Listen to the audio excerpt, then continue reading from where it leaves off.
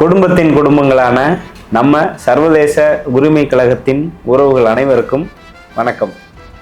சேலத்தில் 2வது மாநில மாநாட்டுக்கான வேலை முழு வீச்சில் நடைபெற்றுருக்கு. பொதுவாகவே ஒரு அமைப்பு இருந்துச்சு அப்படின்னா அந்த அமைப்பின் தலைவர்கள் பொறுப்பாளர்களை பற்றி எல்லாருக்குமே அந்த மாநிலம் முழுவதும் தெரியும். காரணம், அவங்க வகிக்கிற பொறுப்பு அப்படி. ஆனால் அந்த பொறுப்பை தாண்டி ஒரு சிலர் மாநிலம் முழுவதும் அந்த அமைப்பில் அறியப்படுவாங்க. இந்த மாநிலத்தில் பொறுப்பில் இருக்கிற ஆட்களோ இந்த உறுப்பினர்களோ எல்லாருக்குமே மிகவும் பரிச்சயமாக ஒரு சில முகங்கள் பதியும். காரணம் என்ன அப்படின்னா, அந்த அமைப்பில் அவர்களுடைய களப்பணி அந்த அளவில் இருக்கும். செயல் வீரர் அப்படின்னு நம்ம சும்மா பொதுவாக நிறைய மேடைகளில் நிறைய பேர் இட்டுக்கட்டி சொல்லுவாங்க. சர்வதேச உரிமை கழகத்தை பொறுத்த வரைக்கும், அதுவும் குறிப்பாக சேலம் மாவட்டத்தை பொறுத்த வரைக்கும் உண்மையாகவே அந்த செயல் வீரர் அப்படின்ற பேருக்கு தகுதியான ஒருத்தரோட இன்னைக்கு நம்ம இணைஞ்சிருக்கோம். யார் அப்படின்னா, சேலம் மாவட்டத்தினுடைய மாவட்ட ஒருங்கிணைப்பாளர் மற்றும் மாவட்ட தொழிற்சங்க தலைவர் திரு அண்ணன் தமிழ்மணி அவர்களோட இணைஞ்சிருக்கோம். வணக்கண்ணே. வணக்கண்ணே.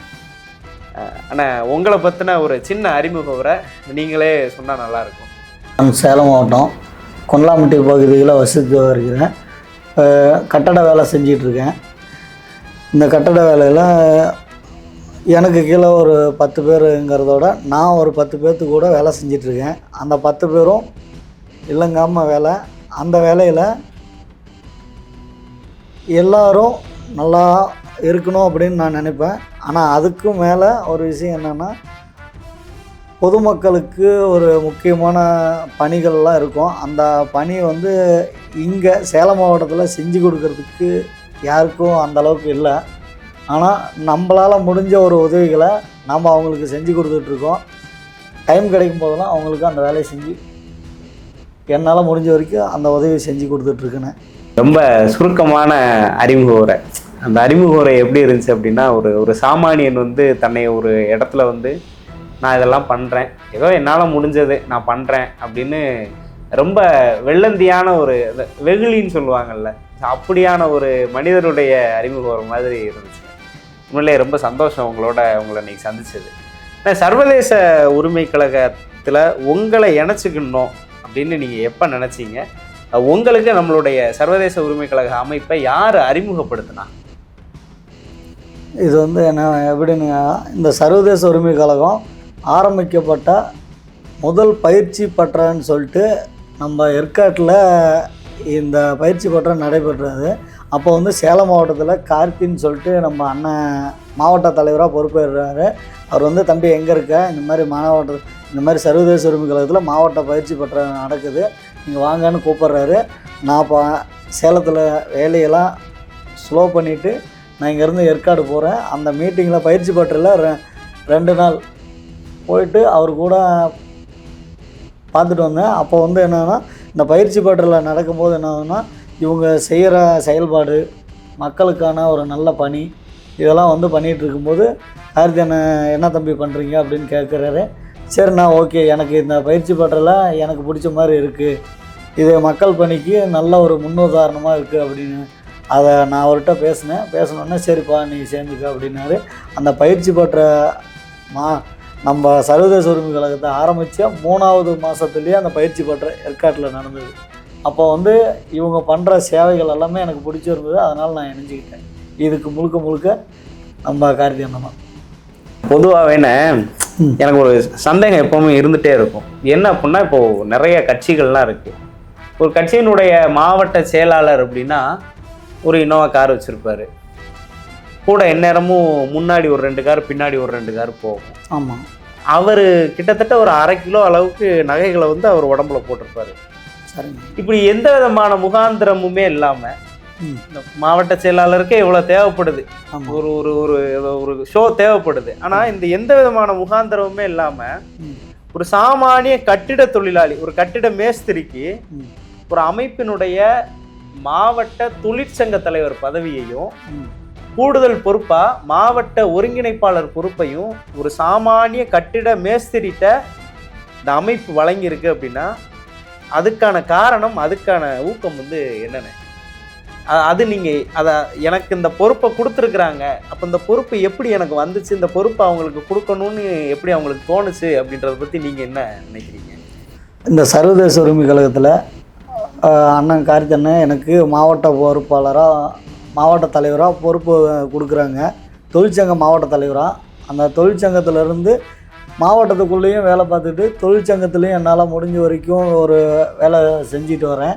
அதுக்கு இடையில் மற்ற ஸ்டேஷன் ஒர்க்கு இல்லை மற்ற இடையில் மக்கள் ஒர்க்கு, அதுக்கு எல்லா வேலையும் என்னால் முடிஞ்ச வரைக்கும் நான் போய் செஞ்சிட்டு இருந்தேன். அந்த செஞ்சிட்டு இருந்ததை பார்த்துட்டு தலைவர் கூர்மையாக பார்த்துக்கிட்டே இருந்திருக்கார் என்ன. நான் தலைவர்கிட்ட வந்து ஒரு 3 வாட்டி தான் பேசியிருப்பேன். அமைப்பு ஆரம்பித்ததுலேருந்து அதிகமாக பேசுனதில்லை. ஃபோனில் பேசுவேன், அப்புறம் அண்ணங்கிட்ட கார்த்தியன்கிட்ட பேசுவேன், மாவட்ட தலைவர்கிட்ட. அதுக்கப்புறம் நான் பாட்டுக்கு என்னுடைய வேலையை செஞ்சிட்ருக்கேன். அப்போ திடீர்னு ஒரு மாநாட்டுக்கு அடுத்தது சங்ககிரியில் ஒரு மீட்டிங் நடந்தது. அந்த மீட்டிங்கில் என்னால் முடிஞ்ச வேலைகள்லாம் நான் செஞ்சு கொடுத்துட்டு இருந்தேன். அந்த மீட்டிங்கில் வந்து பேசிகிட்டு இருக்கும்போது தலைவர் எல்லா வேலையும் முடிச்சுட்டு கார்த்தியன்கிட்ட பேசுகிறாரு, மாவட்டத்தில் எல்லாத்திட்டையும் பேசுகிறாரு, மாநிலத்தில் பேசிவிட்டு என்னை கூப்பிட்றாரு. என்னப்பா நல்லா இருக்கியான்னு கேட்குறாரு. அப்போ தான் நான் தலைவர்கிட்டே முழுமையாக பேசுகிறேன். அப்போ தலைவர் வந்து ஒரு வார்த்தை சொல்கிறாரு. என்ன சொல்கிறாருன்னா, நீங்கள் தொழிற்சங்க மாவட்ட தலைவராக இருக்கீங்க, ஆனால் இதை தாண்டி உனக்கு ஒரு பொறுப்பு நான் கொடுக்கலான் இருக்கேன் அப்படின்னு சொல்கிறாரு. அது என்ன கொடுக்குறாரு என்னன்னு எனக்கே தெரில, நானே ஷாக் ஆகிட்டேன். அதையும் தாண்டி கார்த்தியன்கிட்ட கூப்பிட்டு சொல்கிறாரு, மாவட்டத்துக்குள்ளே ஒரு பொறுப்பில் கொண்டு வாங்கன்னு. ஏதோ சொல்கிறாங்க, என்னன்னு தெரியலையே, நம்ம இந்த பொறுப்புக்கே நம்ம தாண்டி வேலை செஞ்சிட்ருக்கோம். என்னுடைய வேலையெல்லாம் விட்டுட்டு செய்கிறேங்கிறதோட அந்த வேலையும் பார்த்துட்டு இந்த வேலையும் சிரமமாக தான் செஞ்சிட்டு இருந்தேன். ஆனால் தலைவர் ஒரே ஒரு வார்த்தை சொன்னார், தம்பி நல்லா வேலை பார்க்குறாப்படி, இவருக்கு வந்து நான் ஒரு முக்கியமான பொறுப்பு அறிவிக்கலான் இருக்கேன் அப்படின்னாரு. என்னடா சொல்கிறாங்க அப்படின்னு நானும் ரொம்ப நேரமாக யோசிச்சுட்டு தலைவரை பார்த்துக்கிட்டே இருந்தேன். அப்போ தான் சொன்னார், சேலம் மாவட்ட ஒருங்கிணைப்பாளராக தமிழை கொண்டு வாங்க அப்படிங்கிறாரு. அப்போ தான் வந்து என்ன சொல்கிறாங்க, சேலம் மாவட்ட தொழிற்சங்க மாவட்ட தலைவராக பொறுப்பு கொடுத்த எனக்கு அதை பொறுப்பாளராக நியமிச்சுட்டு அதுக்கு அடுத்ததாக சேலம் மாவட்ட ஒருங்கிணைப்பாளராக பொறுப்பு கொடுத்துருக்காங்க. அதை நான் இப்போ வரைக்கும் என்னால் முடிஞ்ச வரைக்கும் நான் அந்த வேலையை செஞ்சிகிட்ருக்கேன். பரவாயில்ல. உண்மையிலேயே நிறையா இடங்களில் வந்து மாவட்டம் வந்து மாநிலத்துக்கு வந்து இவருக்கு இந்த பொறுப்பு கொடுங்க, இவருக்கு இந்த பொறுப்பு கொடுங்க அப்படின்னு வந்து பரிந்துரை பண்ணுவாங்க. ஆனால் மாநில தலைமையே வந்து ஒரு ஆளுக்கு வந்து அவருக்கு மாவட்ட பொறுப்பு கொடுங்க அப்படின்னு சொல்கிற ஒரு ஒரு ஒரு மேடையில் நின்று சடனாக ஒரு முடிவு எடுத்து அவர் மாவட்ட தொழிற்சங்க தலைவராக இருக்கிறாரு, இருப்பினும் அவர் மாவட்ட ஒருங்கிணைப்பாளராக கூடுதல் பொறுப்பு கொடுங்க அப்படின்னு ஒரு மாநில தலைமை ஒரு மாவட்டத்திற்கு ஆணை பிறப்பிக்குது அப்படின்னா அது அந்த அந்த அந்த வாயிலிருந்து அந்த வார்த்தை வர்றதுக்கு அண்ணனுடைய பணி எவ்வளவு கடினமாக இருந்திருக்கும், எவ்வளவு சிறப்பாக இருந்திருக்கும் அப்படின்றத நம்மளால் உணர முடியுது. ஏன்னா பொதுவாகவே வந்து மாவட்டத்திலேருந்து மாநிலத்துக்கு பரிந்துரை பண்ணுவாங்க. ஆனால் அந்த மாநிலமே வந்து மாவட்ட பரிந்துரை இல்லாமல் நேரடியாக ஒருத்தரை வந்து ஒரு பொறுப்பு கொடுக்குறதுன்றது வந்து சாதாரண விஷயம் இல்லைண்ணே உண்மையிலேயே. ஏன்னா இப்போ நீங்கள் தொடர்ந்து கவனிக்கப்பட்டு வர்றது வந்து உங்களுடைய களப்பணியிலானதான். அப்போது எல்லாருமே எப்படி வேலை பார்க்குறாங்க நம்ம அமைப்புக்குள்ளே அப்படின்னு தொடர்ந்து நீங்கள் கண்காணிச்சிட்டே வருவீங்க. ஆமாம், நம்ம வேலை பார்க்குறோம் அப்படின்றது இல்லாமல் நம்மளை சார்ந்தவங்களும் எப்படி வேலை பார்க்குறாங்க அப்படின்னு கவனிச்சிட்டே வருவீங்க. ஆமாங்க. அந்த வகையில் நம்ம தலைவரினுடைய செயல்பாடு எப்படின்னு இருக்கு? தலைவர் வந்து அவர் கூர்மையாக எல்லாத்தையும் பார்த்துக்கிட்டு தான் இருக்கார். ஆனால் தலைவர் எந்த இடத்துல பார்க்குறாரு, எப்படி பார்க்குறாருங்கிற கண்ணோட்டம்லாம் யாருக்குமே தெரியாது. ஆனால் தலைவரை நான் ஒரு சில விஷயத்தில் பார்த்துருக்கேன். தலைவர் வந்து வாட்ஸ்அப்பில் பார்க்குறாரு, இல்லை நம்ம ஃபோனில் கான்டாக்ட் பண்ணுறாரு, அப்படியெல்லாம் கிடையாது. ஒவ்வொருத்தரோட பதிவும் வாட்ஸ்அப்பில் யார் முக்கியத்துவம் கொடுக்குறாங்க, யார் எந்த இடத்துல செயல்பாடு போகுது அப்படிங்கிறது நம்ம கூடயே இருந்து நம்ம கூடயே மாவட்ட தலைவரோ இல்லை பொதுச் செயலாளரோ இல்லை அமைப்பு தலைவரோ அதையும் தாண்டி இளைஞர் அணியோ கிடையாது. அதையும் தாண்டி நம்ம கூட இருக்கவங்க நம்மளை பற்றி நம்ம சொல்ல தேவையில்ல, ஆனால் நம்மளை அறியாமையே தலைவருக்கு அதுக்கு கொண்டு போகிறதுக்கு ஆள் இருக்காங்க. ஆனால் இது எதையுமே தெரியாத மாதிரி தலைவர் காட்டிக்குவார். நம்மக்கிட்ட பேசுகிறதும் பேசாததும் அப்படி கிடையாது. ஆனால் தலைவருக்கு போகும், சேலம் மாவட்டத்தில் யார் வேலை செய்கிறா, நாமக்கல் மாவட்டத்தில் யார் வேலை செய்கிறா, ஈரோட்டில் யார் வேலை செய்கிறான்னு தலைவருக்கு தெரியும். ஆனால் தலைவர் இப்போ வரைக்கும் யார் யார் என்ன பண்ணுறாங்க எல்லா விஷயத்தையும் என்னக்கிட்ட கேட்குறதோட என்னுடைய என்னை பார்த்தாவே தலைவர் சொல்லிடுவார், தமிழ் என்ன பண்ணுறாரு, தமிழ் எங்கே இருக்காருங்கிறது. அந்த பரிந்துரை வந்து எனக்கு ரொம்ப பிடிச்சிருக்கு. எம்டி நம் சர்வதேச உரிமை கழகத்தின் எம்டி மோசஸ் செல்லத்துறை அண்ணன் அவர்களுக்கு என் நெஞ்சார்ந்த நன்றியை தெரிவித்துக்கிறேன். பரவாயில்ல, உண்மையிலே ஒரு நல்ல விஷயம்ண்ணே. இப்போது பொதுவாகவே வந்து முதல் மாநாடு நம்ம திருநெல்வேலி மாவட்டத்தில் நடத்தினாங்க. உண்மையிலே மாநில மாநாடு நடத்துறதுன்றது ஒரு சாதாரண விஷயம் கிடையாது. கண்டிப்பாக. ஆனால் உங்களை பார்த்ததுக்கப்புறம் உங்களுடைய களப்பணியை பற்றி நம்ம அமைப்பில் கேட்டு நான் தெரிஞ்சுக்கிட்டதுக்கப்புறம் உங்களை வச்சு மாநில மாநாடு நடத்துறது வந்து ரொம்ப சிரமமான விஷயம்லாம் இல்லை. அந்த வகையில் சேலத்தினுடைய நம்ம சர்வதேச உரிமை கழகத்தினுடைய சேலத்தில் நடக்கக்கூடிய 2வது மாநில மாநாட்டினுடைய பணி என்னெல்லாம் செஞ்சுருக்கீங்க, என்னென்ன திட்டம் இருக்குண்ணே? இதில் பார்த்தீங்கன்னா மாநில மாநாடு சேலத்துக்கு கொடுத்துருக்காங்கன்னா அது மிகப்பெரிய ஒரு விஷயம். அது வந்து மாநில மாநாடு 2வது மாநாடு நவம்பர் 16 சேலம் மாவட்டத்தில் மிக பிரம்மாண்டமாக நம் பழைய பஸ் ஸ்டாண்டில் நேதாஜி நேரு கலையரங்கம் அருகில் ஒரு ஸ்டேடியம் இருக்குது. அந்த ஸ்டேடியத்தில் போஸ் மைதானங்கிற ஸ்டேடியத்தில் நடக்கிறது. அந்த மாநாட்டுக்கு நம் தமிழ்நாட்டில் எல்லா மாவட்டத்தில் இருந்தும் நான் வரவேற்கிறேன்.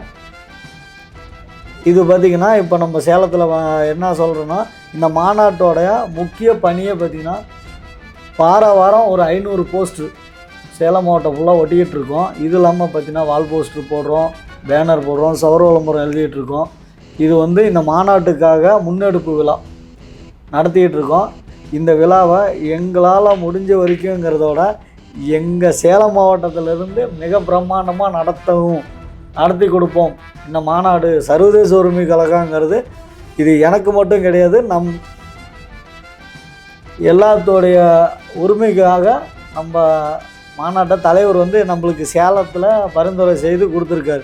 இதுக்கு முக்கிய காரணம் நம் சேலம் ராஜாண்ணன், அது இல்லாமல் நம்ம மாவட்ட தலைவர் கார்த்தி ராஜாண்ணன். சேலம் ராஜாண்ணங்கிறதோட நம் மாநில செயற்குழு உறுப்பினர் ராஜா அவரும் கார்த்தி அண்ணன் மாவட்ட தலைவர். இது இல்லாமல் சேலம் மாவட்டத்தில் முக்கிய நிர்வாகிகள்லாம் நிறைய பேர் இருக்காங்க. இவங்களை எல்லாத்தையும் பேர் சொல்லணுன்னா நிறையா சொல்லலாம். ஆனால் எல்லாருமே வந்து நல்ல ஒரு அண்ணன் ஒரு தம்பி கிடைச்சிருக்காங்க. எல்லாம் களப்போராளி தான். இவங்க எல்லாருமே வந்து மிக விரைவில் எங்களோட பயணித்து இந்த மாநாட்டை மிக பிரம்மாண்டமாக சேலத்தில் நடத்தி கொடுக்க போகிறாங்க. இதில் நாங்களும் பங்கெடுப்போம். உண்மையிலேயே வந்து எல்லாரையுமே பொறுப்பு அவங்க வகிக்கிற பொறுப்பை மட்டும் சொல்லி கூப்பிடாம அந்த பொறுப்போடு சேர்த்து ஒரு உறவையும் சொல்லி, இவர் எங்கள் அண்ணன், இவர் எங்கள் தம்பி அப்படின்னு உறவையும் சேர்த்து சொல்லும்போது என்ன அப்படின்னா அந்த இடத்துல இன்னும் கொஞ்சம் பிணைப்பு ஏற்படுது. அந்த வேலை இன்னும் கொஞ்சம் துரிதமாக நடக்குது. அதாவது எல்லாரையும் அரவணைச்சு போகிற ஒரு மனப்பக்குவம் அண்ணன் தமிழ்மணி அவர்கள்ட்ட இருக்குது. உண்மையிலே அது பாராட்டத்தக்கது. உள்ளே எல்லாரையும் அரவணைச்சு இந்த உயரம் இல்லாமல் இன்னும் நிறைய உயரங்களுக்கு போகிறதுக்கு சர்வதேச உரிமை கழகத்தின் சார்பாக வாழ்த்துக்கள்ண்ணே. நன்றி.